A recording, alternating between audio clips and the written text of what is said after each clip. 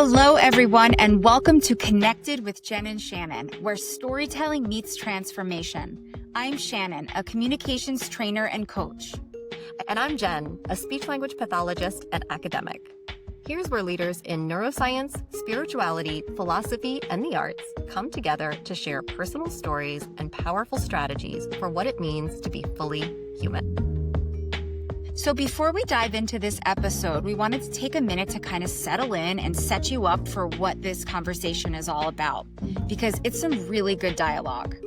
Absolutely. The first thing that hits me, Shannon, is the way Sanjay talks about the difference between subjective and objective ways of observing the world. And it's really two sciences, right? Like this objective way when you're thinking about measuring and studying and proving stuff, and this subjective way of thinking about our thoughts, our feelings, and sensations.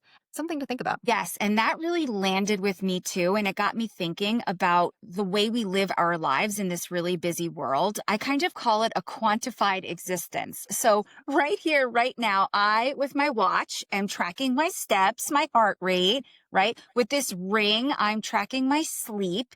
But do we really stop and give the same amount of attention to what's going on in the inside, right? Do we stop and think, what's going on in our mind? Oh my gosh, such a great point, right? So Sanjay also talks about this noticing or observing what's going on around us and inside of us, right? Are we observing what we see in the world, what we're hearing right in the moment, and also what's going on for us internally? I love what we can hold those two things together. We certainly can. And when we're talking about presence, it's really interesting when I started to kind of figure this out, when I started to really stop and think about what was going on, I realized most of my energy was being wasted replaying the past or trying to predict the future, right? And I'm just going to spin myself in circles if I stay there. So rather, Sanjay helps us and he reminds us that life is lived right in this present moment. I know, such a good reminder. And the way he shares that with us is magical. So I can't wait for everybody to hear it. Another thing that we have to think about Sanjay is his background is just beyond, right? So this is a guy who was a mechanical engineer, became a psychotherapist and spiritual teacher, and now he's developing consciousness tech. I mean, he's really changing the world. It's amazing because he is able to do both things, right? He has all of this experience in consciousness tech and modern science, but also the ancient wisdom traditions.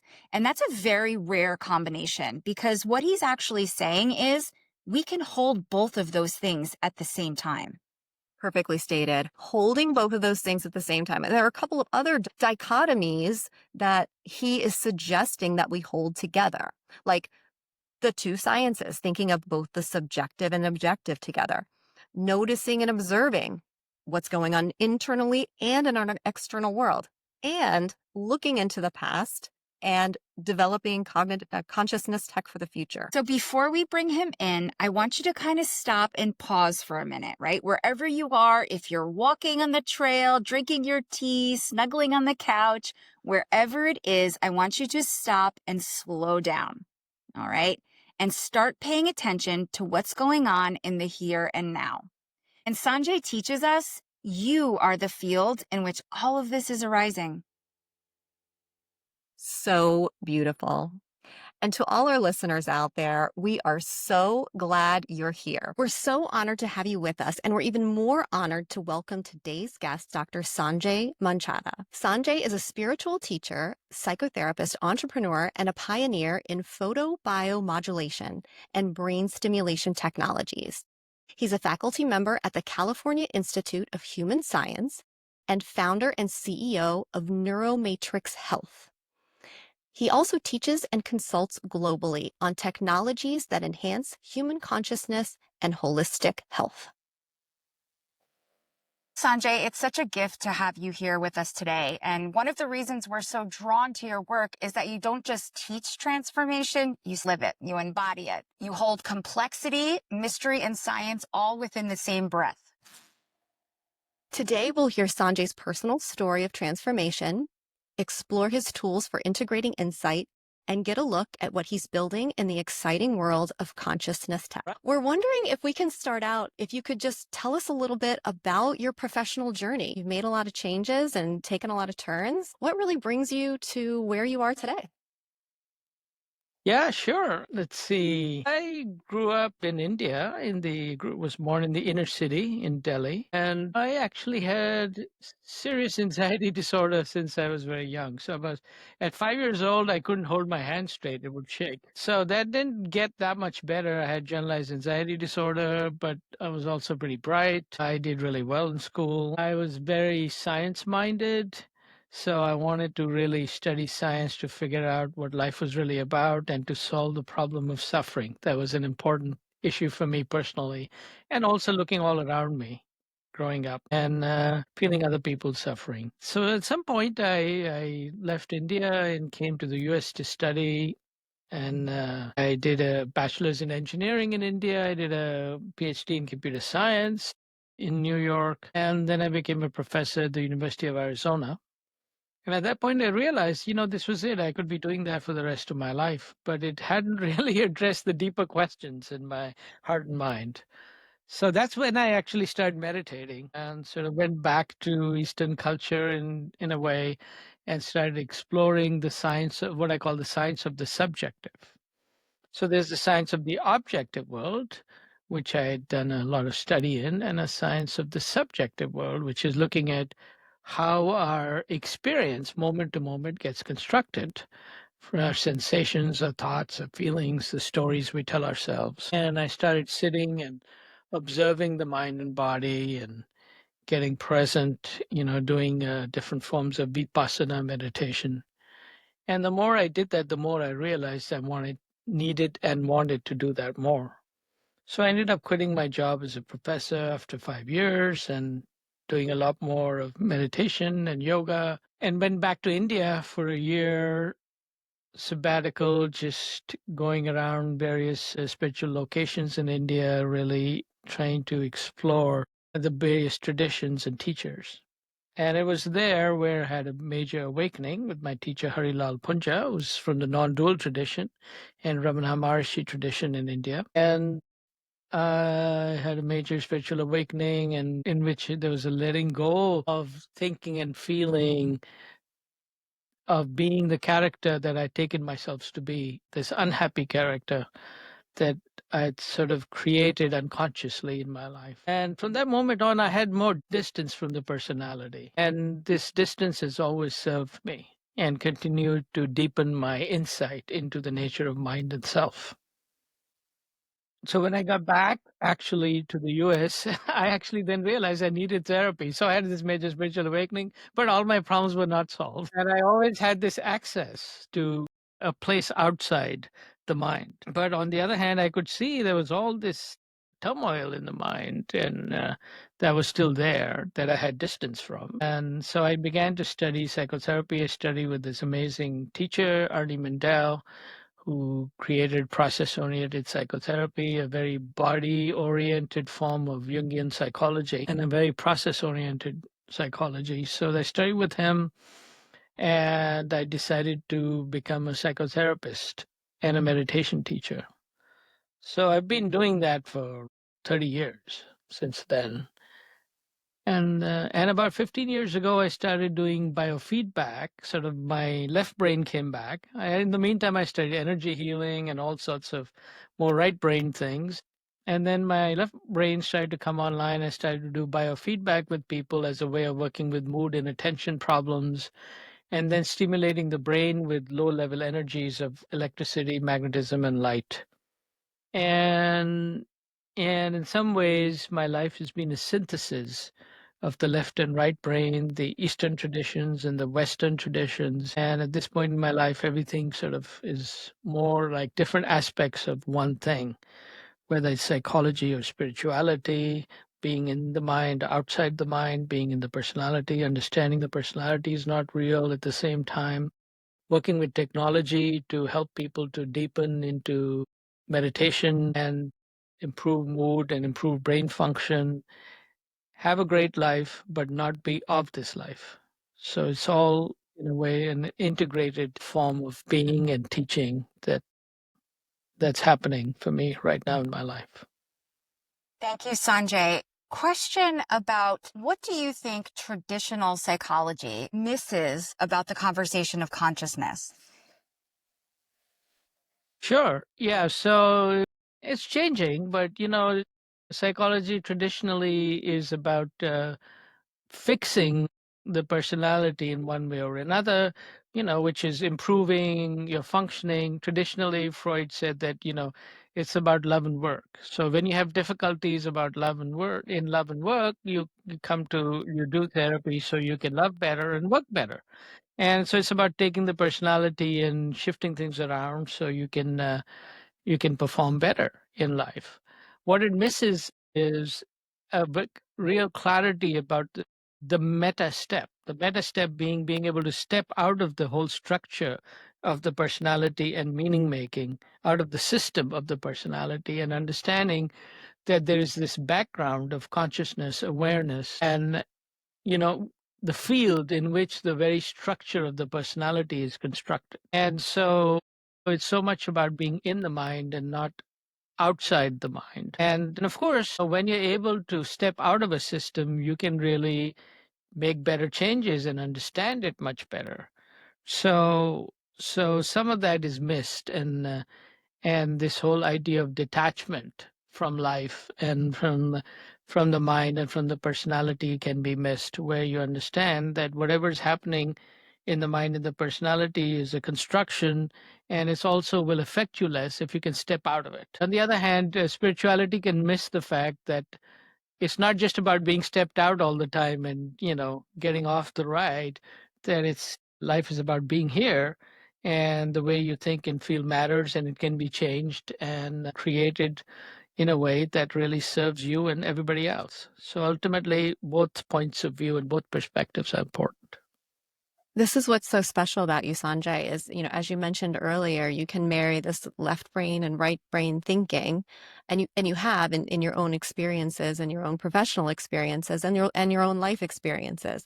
I want to go back a little bit to a statement you made when you were sharing your story um, about being steeped in the objective world, and you were interested in the science of the subjective world. And I often hear, and maybe our listeners also hear, about like these inner technologies. And I'm wondering if that's what you're getting at, and if you could share a little bit more deeply about what that really means. Sure, absolutely. Yeah, the idea behind saying science of the subjective is that the same principles of science apply to the subjective world. In science, what we do is we observe phenomena carefully in a way of trying to understand how they work and what are the underlying principles that drive them. Whether for example, we study the motion of objects and etc. So in the subjective world, the way to do that is to carefully observe the experience of the body and the mind moment to moment to moment. And basically, we observed moments of feeling, seeing, internal dialogue, sensations. And when you sit for hours and observe what's happening in the mind, you gain insight. And that's called insight meditation. But it's the same principle. It's a scientific approach of observation that leads to insight, same as if you observe the objective world, you get insight into how it works. And with the subjective world, these insights can be more personal, but they're also universal. And so that's what I meant by that. The idea of careful observation and understanding and principles that follow from that. That's great. And one quick follow-up, and I'm sure Shannon has some questions too, was it through that inner observation and this science of the subjective that you were able to let go of thinking and feeling and let go of your character? Are those two things related?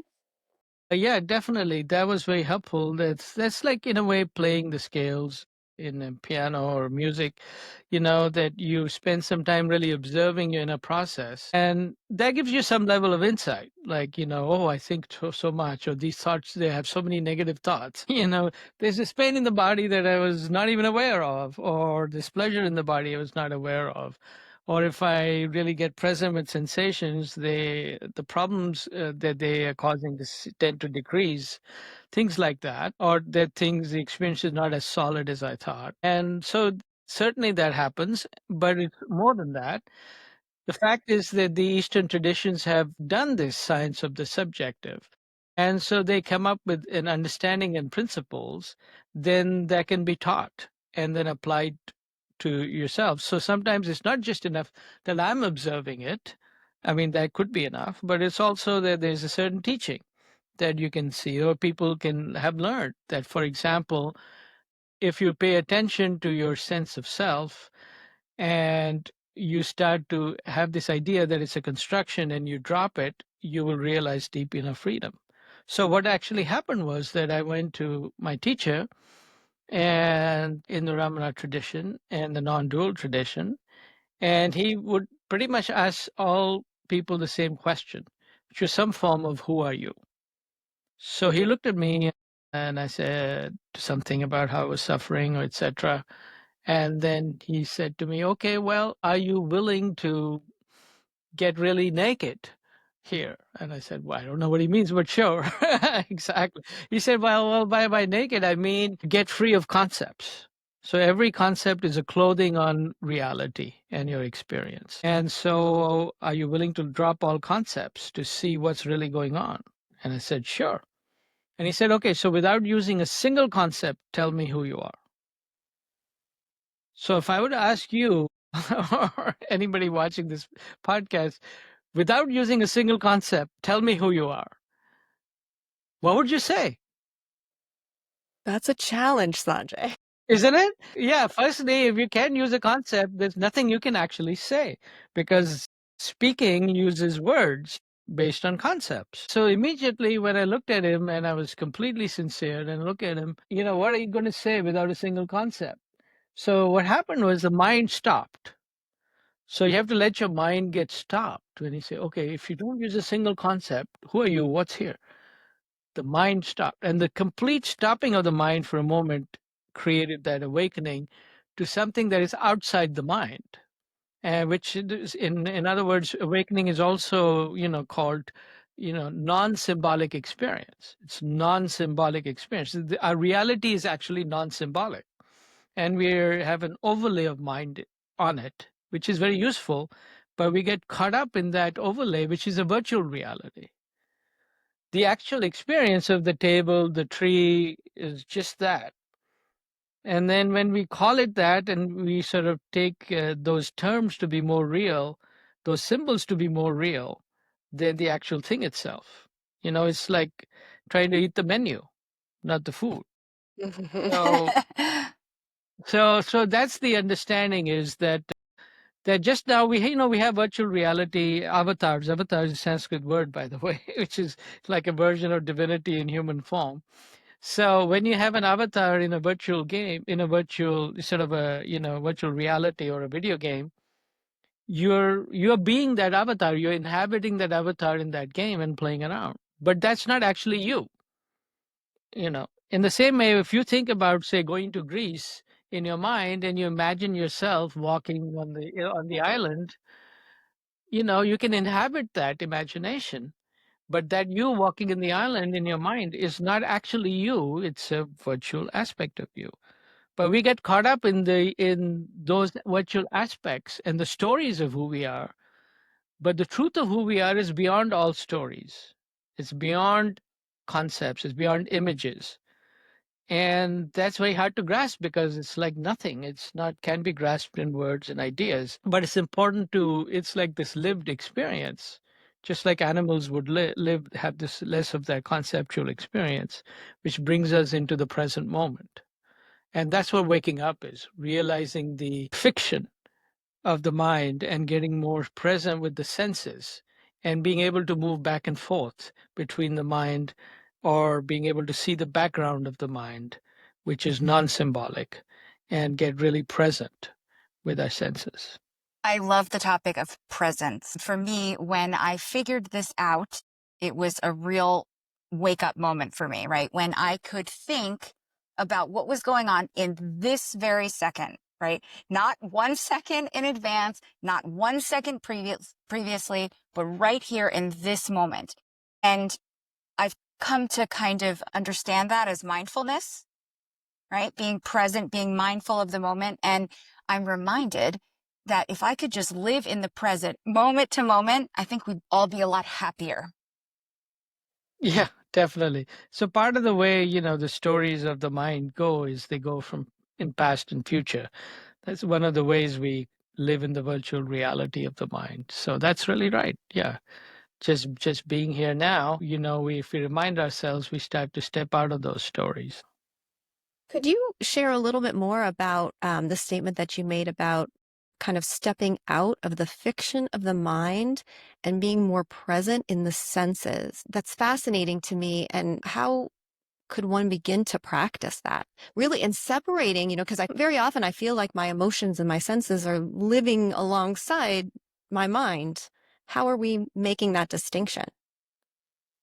Yeah. So, well, you would say, okay, well, one simple way to practice is just get in touch with, you know, feeling, touch in the moment, sensation in the body. That's a starting point. Okay, what is the sensation? What does the body feel like? What is the color, shape, size of what I'm observing? What is the hearing that's happening? And you immediately start to come more to your senses, literally. The the deeper layer of it is to start to notice, okay, even still the story going on associated with the senses. There's emotions, and then there's subconscious experiences that are happening. And so you can go further and say, okay, to realize that however there's a feeling of self in the body. So notice the feeling of self in the body, I would say. So, for example, right now, if I were to ask you to just notice the feeling of I, me, or self, where would it be in the body? Just notice that. Okay, here in the heart, Heart could be in center. the head, could be in the eyes, could be in the face. Yeah. So if it's here, just notice, okay, this is a feeling of self. Now, think about it this way. This feeling of self is valuable and useful, and it gives you a sense of yourself, but it is not all of you. So any experience you have, any feeling of self you have, any idea you have is not all of you. So this is a basic principle that in my teaching with people, and it's not my principle, it's from the Buddha. We talked about the principle of not self or anatta, that anything you take to be self is actually not you. You're more than it and you're less than it simultaneously. And so you can actually practice that way. You can say, okay, there is a feeling here now, but it is not all of me. It's not me. It's not mine. Or you can take the feeling of self and say, okay, this feeling of self is a feeling, but it's not actually self. And just starting to look at it that way, you can look into awareness and say, okay, who or what is being aware right now? So if you look into awareness, what do you find? Like right now, you're being aware. Yeah, you're aware of that feeling of self. You're aware of talking. You're aware of the images on the screen. Now, it's a weird thing to do, but look into awareness and say, okay, how is it to look into awareness? It's like looking into the space in a room. It's that which is being aware, but it's empty. Awareness is being aware of talking, of sound, of touch, of color, of shape. But awareness doesn't have a color. It doesn't have a shape. It doesn't have a sound. It's like the underlying field of receiving and perceiving. So you're going to get a feel of what I'm talking about? Yeah. So if you put your attention repeatedly on the underlying field of receiving and perceiving, think of it as a field. It's not a wave, even, and it's not a particle. And so whatever experiences are like waves and particles in your life is fine. Sometimes you think of yourself as a particle. I am here and you're there, and we bang up against each other. And or as a wave, I feel you, you feel me. And then in the background is the field, which is like invisible, like a force field or a magnetic field, which has a total effect, but it's invisible, doesn't have body, substance, mass, and its potential. So that being aware of this background field of receiving and perceiving continuously is a way to really let go of limited identity and get totally present with what's happening. That sounds like a great place to be. And as we're talking about the field, it kind of reminds me of something that you said once. It was, I'm trying to get it right. It was, you are the field for which fear and safety arise, right? Yes. That landed with me when you said that. And I think that a lot of people in our audience are also going to relate. And like from my own personal experience, when I'm thinking about this, we have a choice is what you're saying, right? We have a choice as to what signal in the field we want to pick up. Is it fear or is it safety? And that's up to us. And that's how I see it, Sanjay. So you tell me what you think. Yeah.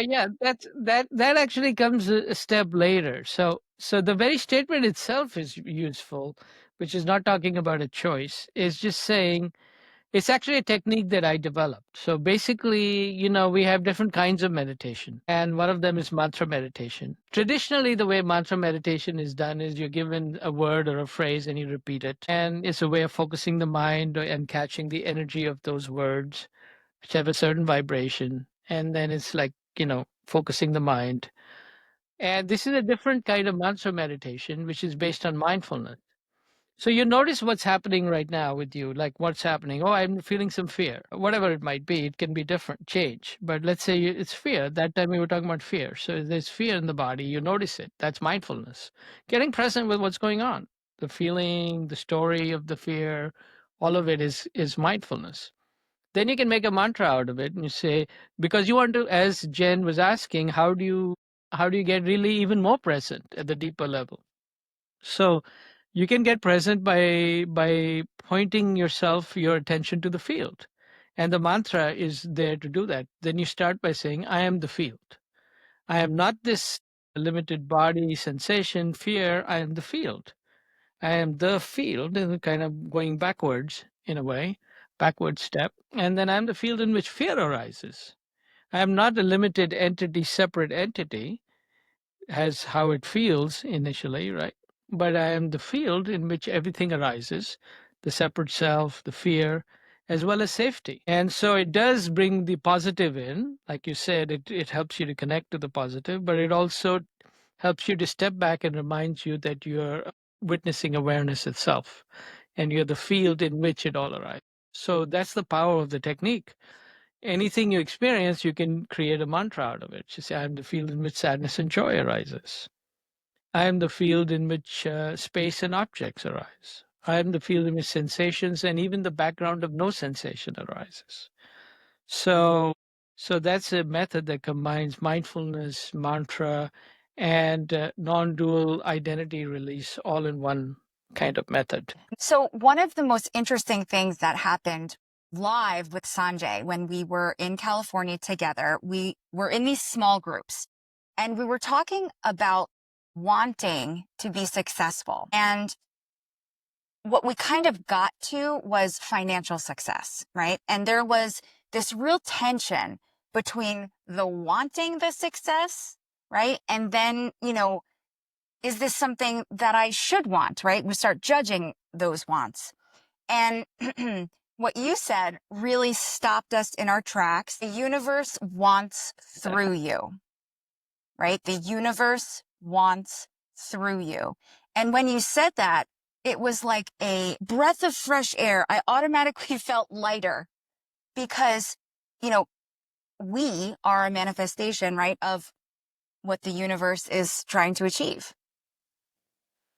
Totally, totally. Once you realize that you're not this limited, separate self that you tend to believe that we're conditioned into being, what's really happening, if you look at the deeper level, is simply the universe is living through these bodies. You know, it's not like the I is more of a fiction, it's a virtual avatar in a video game style. What's in the background is the universe has created this body, has created the personality, It's created these ideas and feelings. So it's really the universe is in the garb of this being and this body. And so is there in that body and that body and that body. So everything, it's like give to Caesar's what is Caesar's.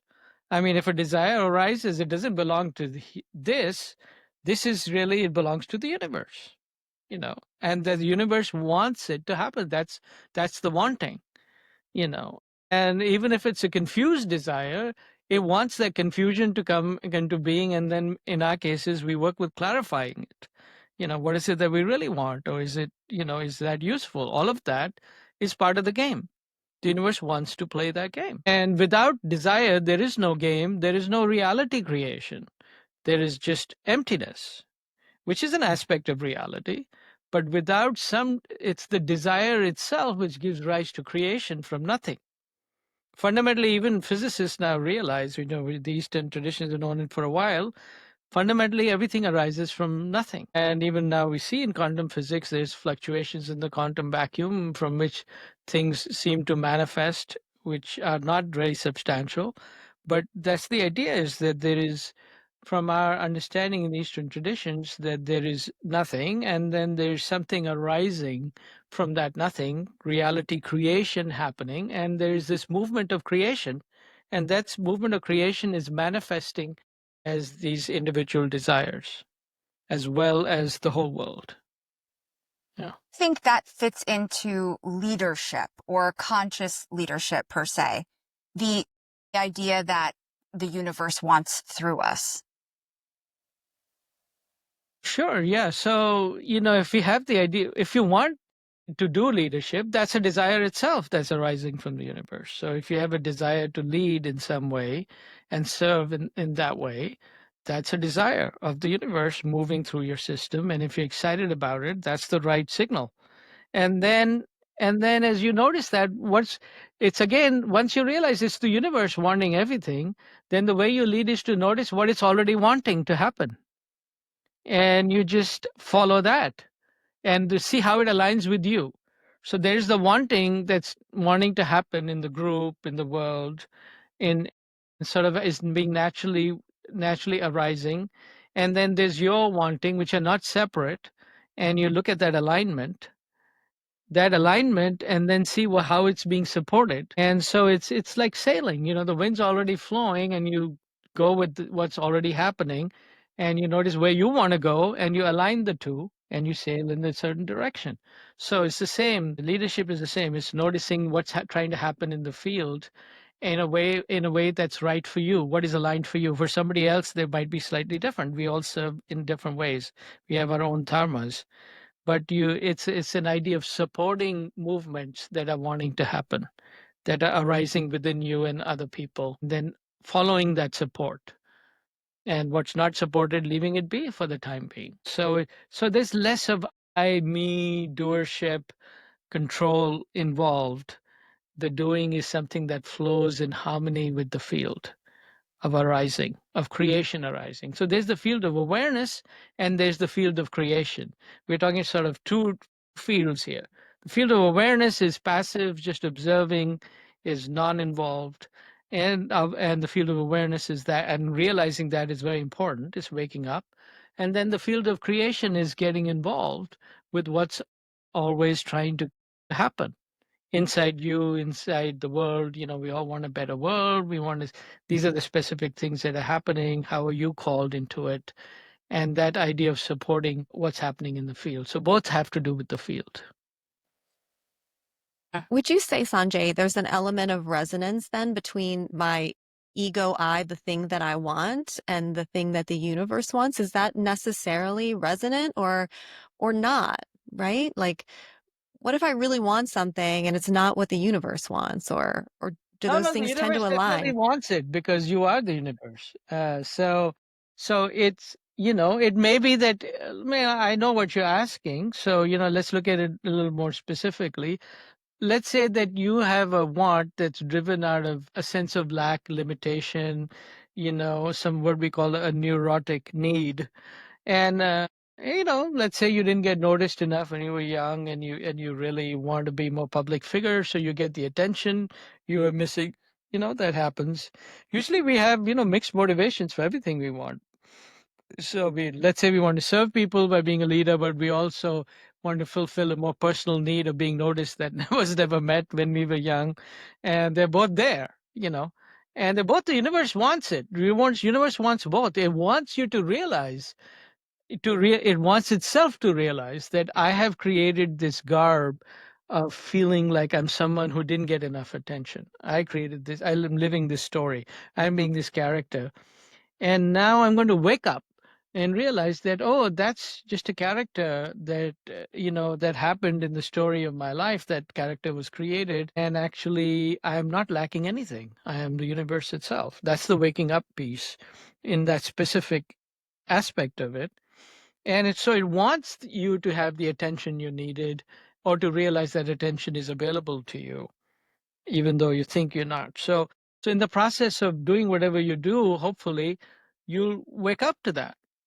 And the fact that you have pain about not getting the attention you need, in this case, for example, that's also a signal of the universe that it's off. You're not living from the true self. So all of it is this interesting game. The universe wants to play this game of limitation and releasing the limitation. So naturally you have desires that are neurotic desires, and you have desires to serve, which are also from the universe. So they're both okay.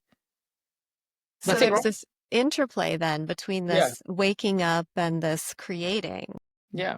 So as you follow your desires, if you work with the idea of you know paying attention to yourself with self-awareness and understanding the nature of self, that there is no ultimate self, and these teachings are very helpful as you start to pay attention and learn to pay attention, then you get a lot of benefit, even in following your neurotic desires. You say, well, what I'm doing is not working, or where is it actually coming from? And is there a limited self it's coming from? And is that really the truth, and all of that? So everything that you're doing is just grist for the mill and leads to less suffering in yourself and others. So yeah. So that's the gift of the following the path of self-awareness. Yeah. Reality is So not what it seems. yeah, exactly. Exactly. Exactly. Amazing. You go for it and you get all the attention you thought you wanted, but you don't feel satisfied. Then you get to see, okay, what's happening here? Mm-hmm. So yeah, play the game, go for it. So in your own practice, Sanjay, you've developed a number of methodologies, field mantra methodology and Yeah. deep inquiry, to name two. Yeah. I wonder if you could share a little bit more about that. Yeah, so I talked about the field mantra earlier. I am the field in which X and Y both arise, or X and not X both arise, or X and no X both arise. They're slightly different, but it would take longer to explain the differences. But that's the basic idea in the field mantra. It's a very powerful way of practicing that combines mindfulness mantra and non-dual understanding. We can talk about the other one you brought up, which is called deep inquiry, which combines understanding of psychology and spirituality as well. And and the idea behind the deep inquiry is to be able to use the principles of depth psychology to look into our deeper subconscious motivations and beliefs. So we are constantly being driven by these subconscious beliefs and motivations and stories. And so in a therapeutic sense, we want to be able to investigate what's happening in a way that allows us to let go deeply and not be driven by, these motivations coming from a neurotic place or coming from trauma in our past. And so there's a simple technique that to do that I call deep inquiry. You start with anything you want to explore, like a behavior or a motivation or something you want to let go of and that you're noticing about yourself. And then you simply say that I have to do this behavior because, and you complete the sentence. Or I have to hold on to this feeling or thought because. So let's say you're obsessing about something, and then you say, oh, I have to obsess about this because, and then say the first thing that comes to mind. And when you say the first thing that comes to mind, following this sort of sentence completion idea, the subconscious will reply. and it will fill it in and will give you more awareness of what your motivation is, even though you weren't aware of it previously. So, and then you can repeat that a few times, and then you can go deeper with the answers you get. Let's say you say, okay, I have to obsess about this because it's really important, or I have to obsess about this because I'm not getting, this person's not respecting me. I'm just made whatever comes. I'm not obsessing about this because I don't feel safe. And, I want to feel safe. And then you can go further and say, well, this person's, I need respect because, or I don't feel safe because, and then it'll take you deeper and deeper. You might even have a memory come up from the past and so on until it sort of gets very clear what's going on and you can work with it better, or it gets absurd and it just lets go, actually. So that's the technique. Sanjay, could you help me understand the difference between a mantra and an affirmation? Okay. Are they the same Yeah. thing? I know I love affirmations. So I'm just Yeah. trying to No, think how I. affirmations are a kind of mantra. Hmm. So mantra is any word or phrase that you repeat as you repeat. And the primary purpose of originally a mantra meditation is to focus the mind. So in affirmations, it's a little different, but similar, where you're repeating a phrase in order to build a particular state. And mantras do that as well. They will build a particular state. But in the East, they will often use content-free kind of sounds like hreem, shreem, cream. And when you say hreem, shreem, cream, eyeing, sentences like that, they produce these more like high frequency states. But you're just repeating these words and phrases similarly as you do in an affirmation. And if you're using an affirmation that I'm valuable and worthy and repeating it, you're also creating a higher frequency state that has more to do with the content of your statement, but it's very similar. So it's a kind of mantra. Sanjay, thank you so much for sharing this wisdom with us. This has been absolutely phenomenal. But we really want to also get into some of your consciousness tech, some of the work that you're currently doing before we close. So please tell us about your latest ventures. Yeah, so I was saying earlier, at some point my left brain came back online and started to use technology in the service of consciousness. And what that has developed into over the years is the use of light. And I find that using light in certain ways can really help us to change state in a powerful way. So I've currently been working with infrared light at certain wavelengths. And the gift of using infrared light is that there's substantial research behind it that shows it's extremely healing for all tissues in the body. And I'm particularly interested in using it on the brain. So we're using infrared light to heal the brain from various injuries and conditions. But my primary interest isn't just the healing of the brain, but it's actually changing consciousness and helping people to acquire meditation skills, and also for experienced people to deepen into further states of meditation and awakening. And what we find is that when we pulse infrared light, repeatedly, the frequency of pulsing can go directly through the skull into the brain. And then the frequency of pulsing has to do with the frequency, kind of like entering into a certain frequency state. And my novel discovery is that pulsing it at a very high frequency helps us literally to put people into high frequency states. So people feel quieter, more open, more expanded. The higher chakras are stimulated. And we're finding consistent results with that. So actually, just recently, this year, started a new company, Neuromatrix.health, and which is going to be selling infrared helmets. And we're starting another website, meditatewithlight.com, which is going to focus on the use of these high frequency pulsing infrared light for meditation and consciousness purposes. And we're finding that it's a most effective technology there to help people to meditate that I've found so far, and I've been in the field for a long time. Because meditation, right, is one of those avenues or ways to kind of help us wake up, right? So Totally, yeah, totally. And it's not easy for people to meditate, right? You right. start meditating, your brain's going all over the place, you're in this story or that story. And we find that using the light sharpens the mind, gives you energy, activates Kundalini energy, and it also will helps you to silence the mind, these high frequencies. So it's like giving you a real push. So And Jen and I have both used this helmet, of course, and we both think it's amazing. The thing for me that I felt when I used it was kind of like the garbage in my brain quieted down a little bit. And I could focus more on, being present and my goals and things like that. It was like all that noise seemed to really quiet down for me. absolutely, that's one way it works. Mhm. So we're pulsing infrared light into the brain at certain frequencies, and these are higher frequencies that correlate with higher frequencies that you may find in a meditative state or when someone's reaching a higher level of consciousness. Am I getting that correct? Yeah, there's a correlation, and we're just discovering those correlations. Actually, they also correlate with kind of higher frequency states in some particular psychedelics like DMT or ayahuasca, the ingredient of ayahuasca.